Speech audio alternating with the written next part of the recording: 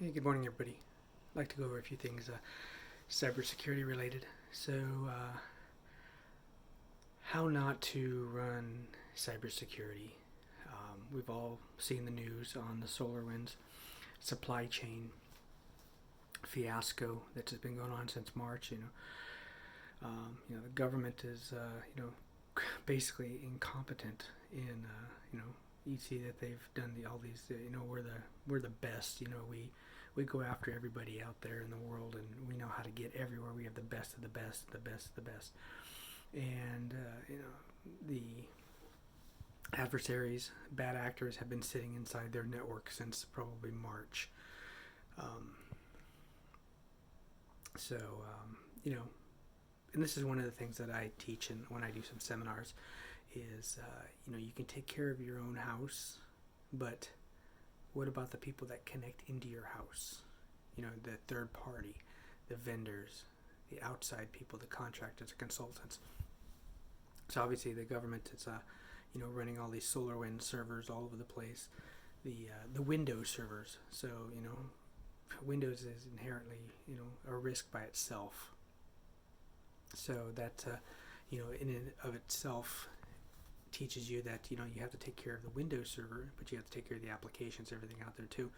And why are these SolarWinds servers so proliferating all over the government? I thought they were supposed to be secured and taken care of, but apparently not. So it teaches you how lazy they are. That they just install stuff, and just because people can install stuff and hey, I'm an expert at this, and this is great, I'm the best. No, it's not the case. You have to take care of it. I'm a proponent of Linux, so I know install it headless, no GUI, no X Windows, no wine or anything on there. Just and lock it down to what it needs to be done. They're still finding out information of how deep this thing went. So Department of Homeland Security, all these other industries, divisions of the agencies of the government, and then you had some congressional members that have sent a letter over to the IRS a couple days ago asking how bad were you guys breached, and they have yet to answer them. So which is a huge concern now, because all the people that do their taxes, what's going to happen now? How bad were they breached? How much information did they get? Is this going to become just like an Equifax fiasco a couple of years ago, where Equifax says, all you people, you should monitor your credit, even though it's our fault. We put this little password on there and locked everybody out, and we got breached. But you're not our customers. The banks and the auto dealers and all those people, those are our customers. So you guys can go pound sand. So the IRS gets infected. You already got the Treasury and all these other agencies that are infected, and they're going to tell us just keep an eye on your information, and have a nice life. No. These people are just grossly incompetent. And that's the problem. Is that they're bloated and fat, and they think they know what they're doing, and they say that they're the best of the best. And you got people out there that are we go after people and play around, and then when they do it, it's they're attacking us. Well, we're doing it too. So what goes around comes around, and now SolarWinds is trying to figure out how much damage control they can do, and you got the FireEye, the cream of the crop, that they were breached too. So you got Microsoft that was breached. There was a letter sent out to, I think, to Cisco also. They were breached. So it's everybody uses SolarWinds. So that's going to be the problem. Is that you have the SolarWinds servers. You probably have proliferation of other SolarWinds installs that are running around the company. Someone's testing something and they forgot about it, or they moved on, and the server's sitting there running in cruise control mode.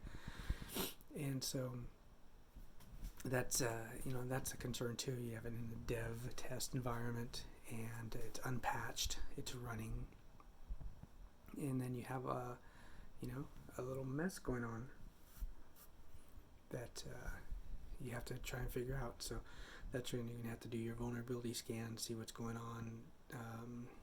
You're going to have to sit there and check all the CVEs, or you're going to have to sit there and figure out, like the government's, one of the agencies said, we're going to have to turn down turn down every server that you think is infected. And, what's the other guy that says, we're going to have to burn all this down to the ground and rebuild it. And, that is, not a smart way to go. But, it is a direction. But if they do start over and build all that stuff, they're going to, delay services, delay things that are going to be built that are already continuing. So, kind of putting them back to the Stone Ages, kind of like an EMP is, everybody have to start over. But, yeah, so that is a bad thing. And, I know it's all over the news. It actually barely started getting into the news. But, this thing started coming out like last week. But the regular news is talking about it, and they're like, oh yeah, this is the worst thing, is it espionage, is it war? No, it's just us being lazy, the US being lazy. And you got the supply chain, third-party vendors that have gotten lazy and complacent. You have third-party vendors, suppliers, consultants, contractors, etc., stuff like that, small companies that they don't have the necessary means or the budget to take care of things, but you let them into your network, into your environment. VPN, remote access, Citrix, remote desktop, all those things, and no one keeps track of them. You say, I make sure that you follow our rules, but as they're in your network, they're infected, breached through their company, domain, computers, etc., and then they go and just walk around inside your network. Or they install something and it's set up, and the on-site staff never take care of it. So you end up having this problem. So where do we go from here? So the best way to go forward is, if you have these systems in place, don't put them out on the internet. Step one, install Windows, maybe install it headless. If you need to use Solarwinds, or look at Manage Engine, NetRio, all these other products out there, and see what works best for you, and then you can move forward with that and lock it down. Nobody needs to get to it. Should you be using secure connections everywhere that it moves to, and check it.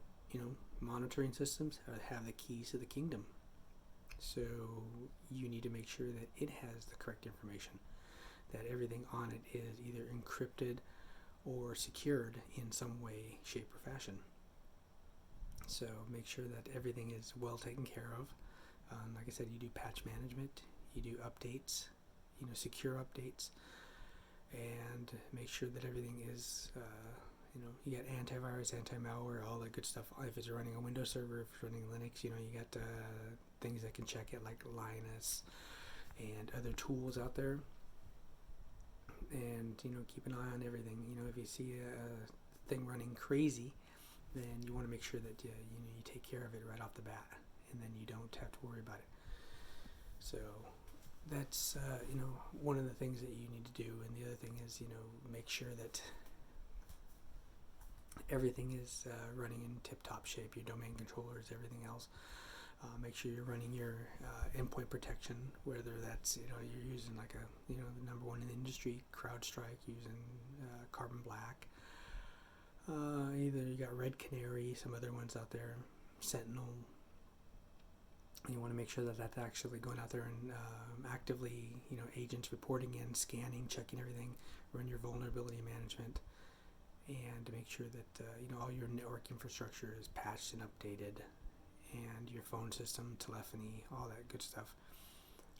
Run like maybe some Cur ports, C ports on your computers, and see where they're actually connecting to. You'll see with Office 365, there's like maybe 5 connections out there: the licensing server, the portal, the log on the web. And then you want to make sure everything is looking good, and you want to do active maintenance on your systems, make sure you do this daily, weekly, monthly, and don't just become complacent like the government, and then you won't have this problem. So you know what, they did this themselves. They, and now they're going to say, we have to pay for it. When the IRS comes around and says, yeah, we were breached pretty bad, it's going to be the IRS, DMV, all these other systems out there that are still waiting to announce. They're probably trying to figure out what to do. And then we're going to have to deal with this. We're going to pay the price for it, not them. They're just going to, well, we have to just move on, but you pay for it. Anyway, that was just my rant on, the government fiasco that is going on right now and in the news, and it's still going to continue to go on until, they admit that, they're just grossly incompetent. They're, how many, 50,000 people probably in their security areas, they think they know what they're doing, and they really don't. So they, they provoke other countries, and then, we get pissed off when, they attack us. And, they've been in there since March, which is just hilarious. It's like they've been in there so long, they probably forgot they were in there. It's like the Citrix breach several years ago, when the federal government was inside Citrix network and said, Citrix, hey, by the way, there's somebody else in here. Anyway, please like this video, subscribe, and let me know if you like this content. I'll do more on security related issues. But thank you guys, appreciate it. Talk to you soon.